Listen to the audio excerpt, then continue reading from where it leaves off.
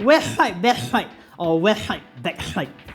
Growing up a West Sider all my life, today we are going to talk about a very special project in Jurong, and that's none other than Jayden. So Jayden is starting its review at the end of this month, and in this video, we are going to talk about the upcoming Jurong transformation, and most importantly, is this development worth the buy? Let's go! Hi guys, I'm Ronnie here, a realtor in sunny Singapore and part of JNA Resale Property. So my team and I have sold about 1,688 homes in the last 2 years, and we have also advised countless of investors and home buyers in their property purchase. Some of them even secured undervalued homes and seen up 100% return equity in a very short time. So if you have any real estate needs, I'll leave my contact information down below. Alright, now let's head on to another episode of my new launch review. Let's go! So, are you somebody that loves to stay in the West? If we look at Singapore master plan since the 1980s, Jurong has always been trying to hold the nation's heavy industry. In the earlier years, Singapore was a nation that provided affordable labour to multinational corporations that led to the development of many factories and manufacturing plants in Singapore. In fact, before Tuas was acclaimed in the early 90s, Pioneer and Boon Lay were host to many factories and manufacturing plants.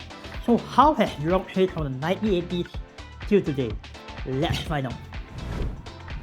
Jurong will be the next CBD in Singapore. We have probably heard this for quite some time, but what does this really mean? In fact, in an article back in April of 2008, then Minister Barbara Tan said that Jurong Gateway will be turned into the biggest regional centre on the island. It will be 2.5 times bigger than Tampines Regional Centre, and it will at least have 1,000 new private homes and 2,800 hotel rooms. More importantly, the time frame for the development will take about 10 to 15 years, and the size of the whole Jurong Lake District transformation will be as big as Marina Bay. And guess what? Fast forward 15 years later, this is where we are today. Therefore, if you go to Jurong East today, you will expect to see a lot of construction in that area. Together with the upcoming Jurong Regional Line, this area will continue to see a lot of urbanization in the next few years. Okay, so now that you know a little bit about the Jurong transformation, is the upcoming development at Jayden worth a look? Let's find out. The first thing we're going to talk about is the upcoming land parcels in the Jurong East area. In December last year, URA announced that it will release 7 confirmed land plots and 9 other the reserve lists. And out of these 16 sites that were announced, there are only 2 white sites, one in Marina Gardens Crescent and the other in Jurong Lake District. One thing to note is that the land release at Jurong is also the largest site at 6.5 hectares, actually more than double the next largest one, which has Springleaf Upper Thomson at only 3.2 hectares. So based on what we can see in the URA website, the land will be broken into 3 different plots that will be sold to one master developer. The 3 plots will then be linked via the Jurong East MRT station and the future Jurong Lake District station of the Cross Island Line. So the developer will also be required to build at least 70,000 square meters of gross floor area of office space and 600 private housing units as part of the first phase of the development. So the entire area will be developed over the next 5 to 10 years, and after everything is done, there will be an estimated of 1,760 private homes when it's fully completed. So what does this mean for Jayden? As a buyer of Jayden, you'll be able to enjoy the first mover advantage into the Jurong Lake District transformation even before the tender of the white site land has been awarded. And not only that, unlike white sites in the central business district, Jurong has the highest residential population in Singapore, which also means you will be able to see demand from HDB upgraders in the future. However, the question now is, will the layout of the units at Jayden appeal to families? Let's find out. Okay, before we go to the next segment of this video, if you happen to be a homeowner looking to sell a property in the next 3 to 6 months, there are actually 5 critical factors you need to know to maximize the selling potential of your home. So having had the experience to sell over 1,688 homes, I've actually created a 5-step video blueprint and you can access it absolutely free via the link below. So now let's get back to discussing about the layout at Jayden. Let's go. With 368 units and 40 stories, the developer actually built 74 1-bedroom units, 148 2-bedroom units, 109 3-bedroom units, and 37 4-bedroom units. So you can see that the developer here allocates the majority of the units into the 2 bedrooms and the 3 bedrooms. It shows the capital land sees Jadon as more of a hybrid of a tenant mix coupled with a few small families. So the first layout we're going to look at is actually a 2+ study unit at 818 square feet. So one thing I love about this layout is that it has a dumbbell format which eliminates unnecessary corridor space, but more importantly, because Jadon is not PPVC, it has little structural walls which allow the whole study to be customizable. In fact, if you take a deeper look, the study could actually be integrated into part of the living and dining area as well once you bring down the walls.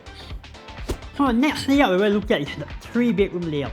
So the 3-bedroom at 1141 square feet is actually very efficient as the bomb shelter is tucked away from the living and dining area of the house.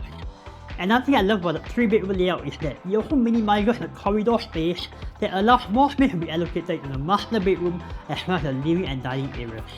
Now that we're done here, let's take a look at the layout of the 4-bedroom. The 4-bedroom at 1485 square feet is actually such a wonderful layout.